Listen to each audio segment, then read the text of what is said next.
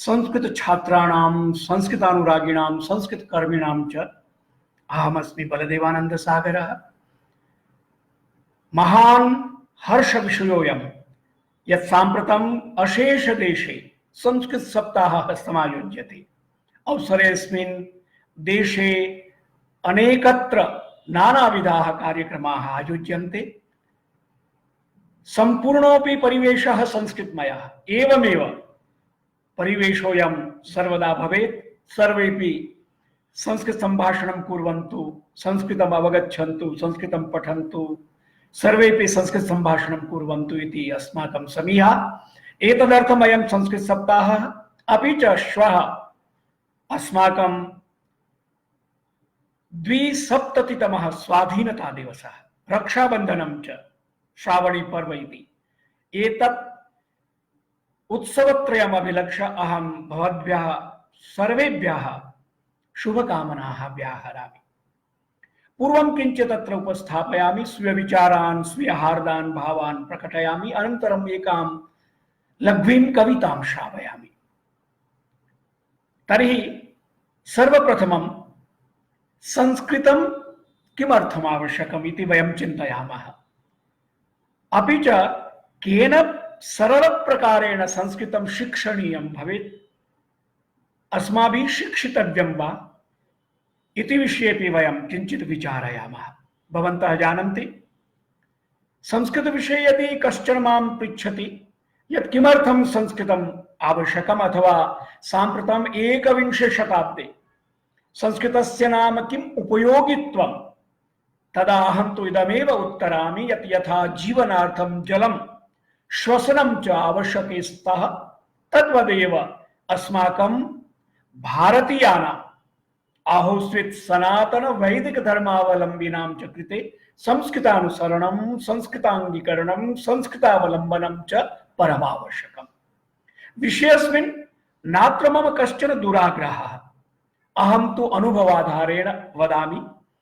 आकाशवाण्यां दूरदर्शने च संस्कृत वार्ता प्रसारण निरते एतावती 45 वर्षावधिके काले अनेके तादृशाः अनुभवाः अभवन् यन्नाहं संस्कृत वार्ता प्रसारकः अभविष्यं चेत् मम अस्तित्वमेव न भविष्यत्।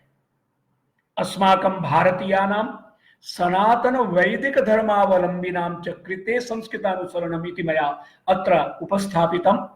सनातन वैदिक धर्मावलंबिनाम् इति शब्दाः साशयं सोद्देश्यम् अत्र मया उच्चारिताः।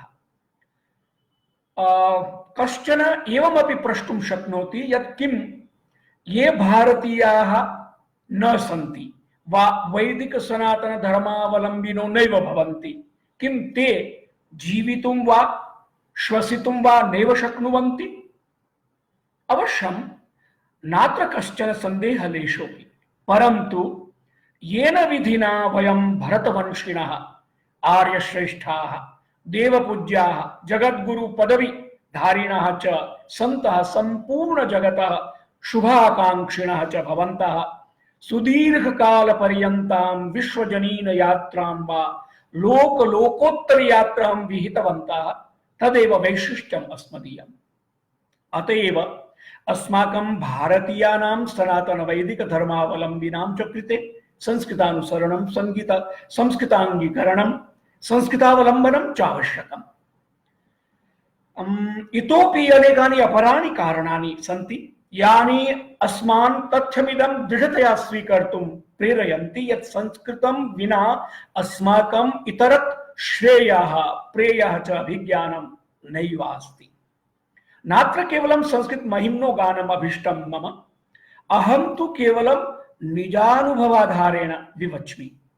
जगति साम्प्रतं स्फुटमिदं तथ्यं यत् महर्षेः पतञ्जलेः अष्टांग योगाभ्यासः सर्वेषामपि मानवानां कृते लाभाय कल्पते। तद्वत् आयुर्वेदानुसरणं समेषामपि कृते स्वास्थ्यप्रदं लाभप्रदं च भवेद्वा सः भारतीयो वा भारतीया अहोसित वैदेशिका वा वैदेशिकी सर्वेषामपि कृते संस्कृताध्ययनं योग आयुर्वेद वदेव परमं लाभप्रदम्। एतत्तु सुसिद्धं साम्प्रतं। संस्कृतम् अधिकृत्य स्वामिना विवेकानन्देन उक्तमस्ति यत् संस्कृत शब्दानां प्रौढिः, मधुरिमा, अर्थ संपुष्टिः च अन्य भाषा शब्दानां न सन्त्येव इति। बौद्ध मतस्य अधःपतनस्य एकं कारणम् अपि तेषां संस्कृतावगणनम् एव। राष्ट्र पुरोगतये भरण सामर्थ्यं कर्तुं संस्कृतज्ञाः एव शक्ताः इति। महर्षि अरविंद, लोकमान्य टिळक, स्वामी चिन्मयानंद, श्री रामचंद्र डोंगरे, मुरारी बापू, रमेश भाई ओझा, अमृतानंदमयी इत्यादिभिः अनेकैः आचार्यैः अनेकैः वाक्यैः अनेकेषु संदर्भेषु च संस्कृताध्ययनस्य संस्कृताध्यापनस्य च अनिवार्यत्वं प्रस्तुतमस्ति। डॉक्टर मैक्स मुलर, गेथे प्रभृतयः पाश्चात्य विपश्चितः अपि संस्कृताध्ययनस्य महत्त्वं सुतरां प्रतिपादितवन्तः। एनां भाषां विना अथर्ववेदतः आरब्धस्य आयुर्वेदस्य सुष्ठु अध्ययनम् असाध्यम्। ज्योतिषे महाशास्त्रे संस्कृतेतरच्छात्राणां प्रवेशाधिकारः नास्ति। वेदान्तादि सकल शास्त्राणाम् अध्ययनाय संस्कृतम् अनिवार्यम्। भवन्तः जानन्ति काव्यरसास्वादकैः अवश्यम् अध्येयं भवति संस्कृतम्। भाषान्तरानुवादाभ्यां यत् पठनं भवति तत्तु पूर्णास्वादने रसभंग हेतुत्वेन समुपकल्प्यते। भूभृत् शब्दस्य भूमिं भरति इति शब्दार्थः शास्त्र तत्वार्थश्च अनुवादे उक्तेन माउंटेन इति शब्देन कथं ज्ञातुं शक्यते? यया भाषया लिखितं तया एव पठनीयं भवति काव्यम्। उत्तमोत्तम काव्यानि संस्कृते एव सन्ति, यानि अपठित्वा काव्यास्वादनं पूर्णं न भवति। अतः संस्कृतं काव्यास्वादकैः अपि पठनीयम् एव। भारते इतिहासं ज्ञातुं ये इच्छन्ति तेषां प्रबलं साधनम् एषा एव भाषा अस्ति। तैः वेदेतिहास पुराणादीनाम् आश्रयः करणीयः। शास्त्रकारैः, तंत्रज्ञैः, भाषा शास्त्रज्ञैश्च संस्कृताध्ययनेन महान् लाभः अधिगम्यते इति समुदीरितं नैकत्र। सर्वोपरि व्यक्तित्व विकासेच्छुः यः सोऽपि संस्कृताध्ययनशीलः स्यात्। एषः विज्ञानस्य तंत्रज्ञानस्य च युगः। अस्य महादानं कंप्यूटर यंत्रम्। तत्रापि अतितरां समुपयोगिनी सहज भाषा संस्कृत भाषा एव इति तज्ज्ञानाम् अभिमतम्। महामुनेः पाणिनेः काले तादृशं वा किंचित् कंप्यूटर यंत्रम् आसीत् इति चिन्तनम् उद्दीपयति तस्य सूत्रशैली। अहं स्वीयेषु संस्कृतं पठ आधुनिको भव, लर्न संस्कृत बी मॉडर्न इति श्रृंखला व्याख्यानेषु पौनःपुनिकं सबलं च कथयामि यत् महामुनिना पाणिनिना संस्कृत व्याकरणं शब्दानुशासनत्वेन व्यापकं सुव्यवस्थितं गणितात्मकं वैज्ञानिकं अनुशासनात्मकं च विधातुम् अष्टाध्यायी इति सॉफ्टवेयर निर्माणं कृतम्। एवं च संस्कृति, साहित्य, विज्ञान, तंत्रज्ञानादिषु सर्वत्र विराजमाना संस्कृत भाषा स्वाभिमानं, स्वाश्रयं, स्वराष्ट्र स्नेहं, सहिष्णुतां, संस्कृतिं, संपत्तिं च सततं संवर्धयति। अतएव संस्कृतं राष्ट्रस्य प्राणवायु, सनातन धर्मस्तु राष्ट्रस्य जीवात्मा चेति कथ्यते। भारत राष्ट्रस्य अस्मिता रक्षणीया चेत् संस्कृताध्ययनं हि परमावश्यकम्। महामुनिना पतंजलिना व्याकरण महाभाष्ये प्रोक्तम् एकः शब्दः सम्यक् ज्ञातः सुप्रयुक्तः च स्वर्गे लोके च काम दुख भवति। प्राणेनैव संस्कृताध्ययनस्य महत्त्वं समुपयोगित्वं च सरलतया अवगन्तुं शक्यते। साम्प्रतम् अपरः एकः प्रश्नः समुदेति यत् केन वा सरलप्रकारेण एतत् शिक्षितुं शक्यते। गच्छता कालेन अत्र अनेकविधं परिवर्तनं सञ्जातं जीवनपद्धतौ शिक्षापद्धतौ च। एवमपि वक्तुं शक्यते यत् साम्प्रतं संस्कृतशिक्षणं पूर्वकालापेक्षया सरलतरं जातम्। सामान्यतया संस्कृतशिक्षणं हि पारंपरिक संस्कृत पाठशालासु वैदिक पाठशालासु विद्यालयेषु महाविद्यालयेषु विश्वविद्यालयेषु च विधीयते एव। परं च साम्प्रतिके समुन्नते सूचना प्रविधि काले संगणक अंतर्जाल माध्यमेन अध्ययन अध्यापनयोः परिधिः व्यापकतरः सुगमश्च संवृत्तः।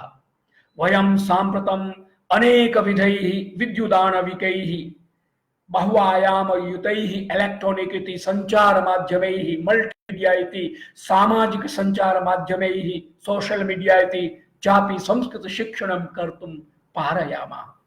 अधुनातनैः समुपायैः यथा YouTube, WhatsApp, Facebook, Twitter, Instagram, online website, online इति सद्यस्कः वेबसाइट, ब्लॉग प्रभृति समुपकरणैः सरलतया संस्कृतं शिक्षितुं शक्नुमः।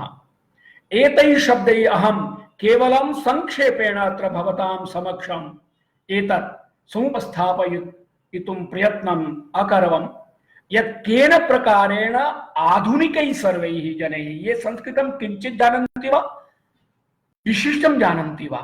अहं पौनः पुनिकं वदामि, संस्कृत संभाषणार्थं वा पठनार्थं वा लेखनार्थं वा अवगमनार्थं वा एमए बीए इत्यादि औपचारिक उपाधीनाम् आवश्यकता नास्ति। यदि अभ्यासः क्रियते, यथा काञ्चिदपि भाषां वयं शिक्षितुम् इच्छामश्चेत् तर्हि तस्यां भाषायां भाषणीयम्। यथा केचन अत्र दिल्ल्यां जनपथ इत्यत्र वणिजो बान्धवाः लघु लघु विक्रेतारः सन्ति। ते प्रायेण 10सु वा 11सु वा अनेकासु भाषासु अभिव्यक्तिं कर्तुं पारयन्ति, यतोहि तेषां कृते एषा व्यावहारिका एताः भाषा सन्ति इति। अतएव संस्कृत संभाषणे अभ्यासः अपेक्षते, नूनम् अभ्यासः आवश्यकः। परं वयं संस्कृतं पठित्वापि यदि संस्कृतं न संभाषणं कुर्मश्चेत् तर्हि महती क्षति महती विनष्टि इति वक्तुं शक्यते। एवमेव मया दिवसद्वय पूर्वमेव वाट्सएप इत्यत्र सुषमा स्वराज महाभागायाः तत्र वीडियो रेकॉर्डिंग दृश्यांकनं श्रुतं। सा कथयति यत् संस्कृतं संस्कृते माध्यमेन एव पाठनीयम्।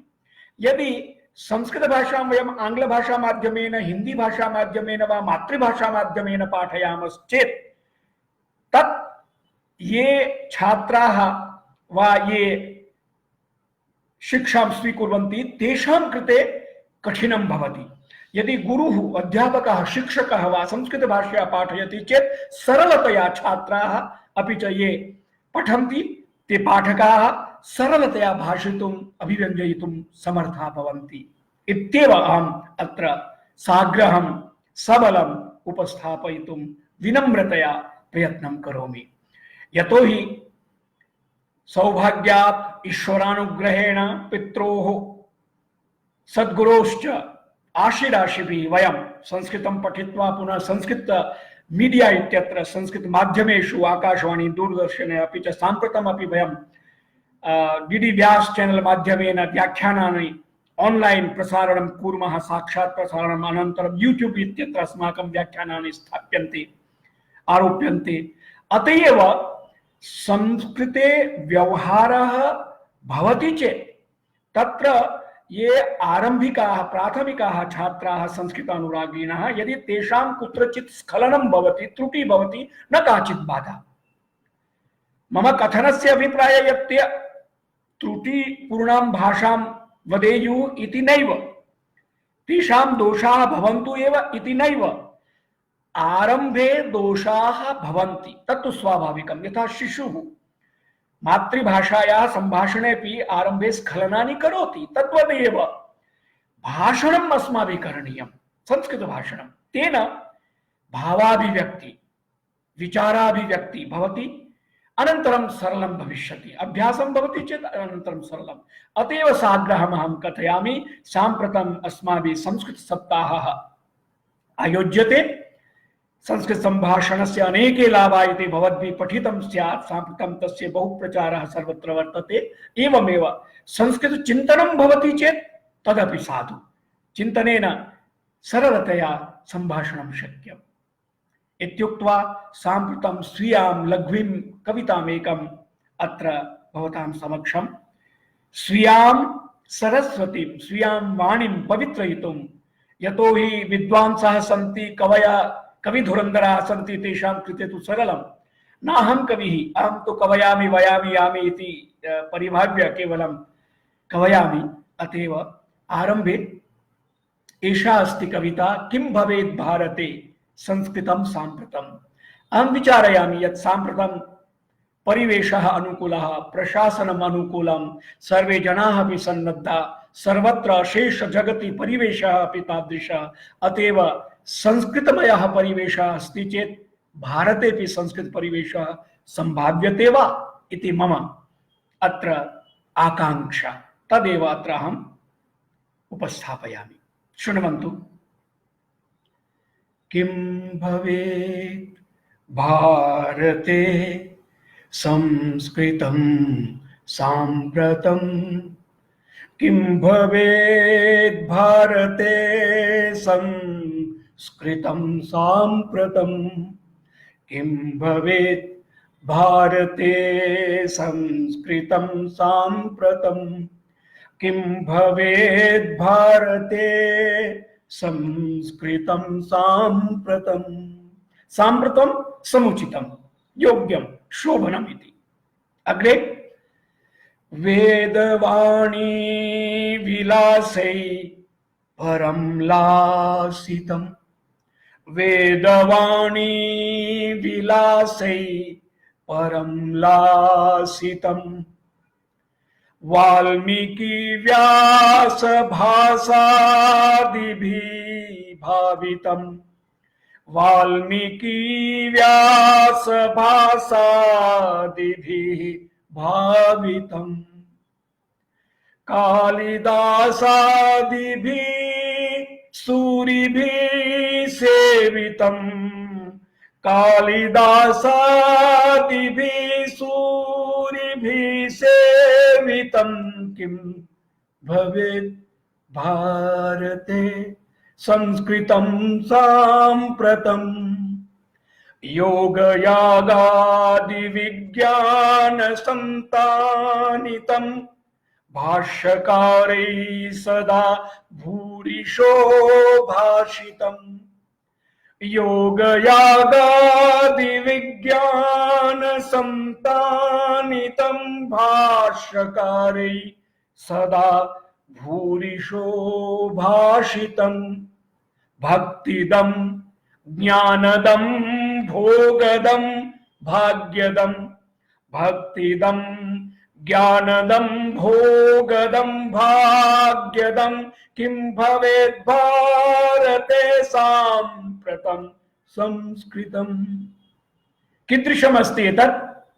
सच्चिदानन्ददं शोधकं बोधकं, सच्चिदानन्ददं शोधकं बोधकं, माधवानन्ददं मोददं मन्त्रदं, माधवानन्ददं मोददं मन्त्रदं, तन्त्रविज्ञानशाखान्वितं शान्तिदं, तन्त्रविज्ञानशाखान्वितं शान्तिदं, किं भवेत् भारते साम्प्रतं संस्कृतं, किं भवेत् भारते संस्कृतं साम्प्रतम्।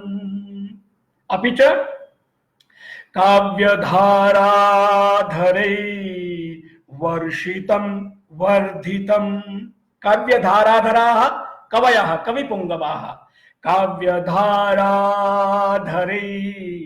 वर्षितं वर्धितं नाट्य संगीत शिल्पादिभिः शोभितं नाट्य संगीत शिल्पादिभिः शोभितं धर्मदम् अर्थदम् कामदम् मोक्षदम् धर्मदम् अर्थदम् कामदम् मोक्षदम् नूनमेतद् भवेत् भारते संस्कृतम् नूनमेतद् भवेत् भारते संस्कृतम् नूनमेतद् भवेत् भारते संस्कृतम्।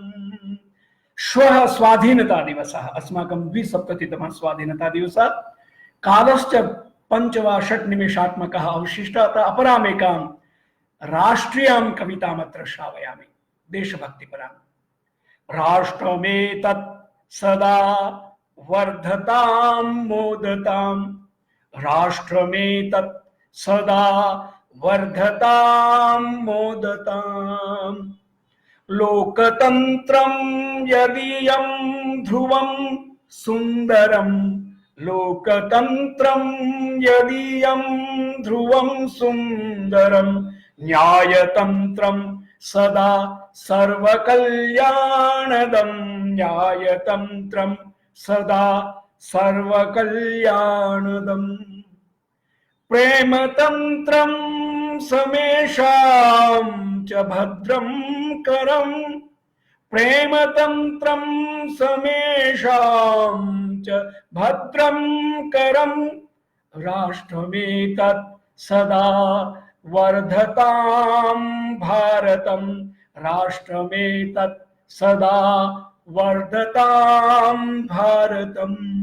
कीदृशमस्ति अस्माकं राष्ट्रं पुण्यतो यावहन्त्यञ्जसा निम्नगा नर्मदा सिन्धु गंगा वितस्तादिका पुण्यतो यावहन्त्यञ्जसा निम्नगा नर्मदा सिन्धु गंगा वितस्तादिका यस्य हैमाद्रिविन्ध्या दयो भूधरा यस्य हैमाद्रिविन्ध्या दयो भूधरा राष्ट्रमेतत् सदा वर्धतामेधताम् राष्ट्रमेतत् सदा वर्धतामेधताम्। अस्माकिनाः ये कौटुम्बिकाः ते कीदृशाः सन्ति तात पादामुदा पालने तत्परा मातरो भ्रातरो यत्र प्रासादिकाः तात पादामुदा पालने तत्परा मातरो भ्रातरो यत्र प्रासादिकाः। तातपादा मातरः भ्रातरः अपि च गुरवः देशिकाः देशिका यत्र सन्तोषमोदावः देशिका यत्र सन्तोषमोदावः राष्ट्रमेतत् सदा मोदतां मेदतां राष्ट्रमेतत् सदा मोदतां मेदताम्। अंतिमं पद्यम् ज्ञान विज्ञान धारा समालिंगितं ज्ञान विज्ञान धारा समालिंगितं नृत्य संगीत साहित्य संभावितं ज्ञान विज्ञान धारा समालिंगितं नृत्य संगीत साहित्य संभावितं रम्यलोकोक्ति लावण्य लीलायितं रम्यलोकोक्ति लावण्य लीलायितं राष्ट्रमेतत् सदा वर्धतां भारतं राष्ट्रमेतत् सदा वर्धतां भारतं राष्ट्रमेतत् सदा वर्धतां भारतं। साम्प्रतम् अत्रैव अस्माकिनः निश्चितः प्रदत्तः कालः पूर्णतां याति। भवद्भ्यः सर्वेभ्यः पुनरपि एकवारं स्वीयाः हार्दिकीः कामनाः व्याहरामि। भवन्तः सर्वे प्रसन्नाः भवन्तु, आशीराशिभिः शुभकामनाभिः मां ममोपरि अनुग्रहं कुर्वन्तु इति आशासे इत्येव निवेदनं। पुनरेकवारम् एतदेव अस्ति कारणं। साम्प्रतम् अहम् एकत्र गुरुग्रामे गुड़गांव इत्यत्र स्थित्वा भवद्भिः साकं सम्भाषणं करोमि। भवन्तोऽपि लिखित्वा स्वीय सन्देशान् अत्र प्रेषयन्ति। एतदस्ति एकविंश शताब्दस्य वैशिष्ट्यं। वयं सर्वेपि सरलतया सहजतया संस्कृत सम्भाषणं, संस्कृतावगमनं, संस्कृतलेखनं कर्तुं पारयामः इति कामनाभिः अहं विररामि। धन्यवादाः, नमस्कारः।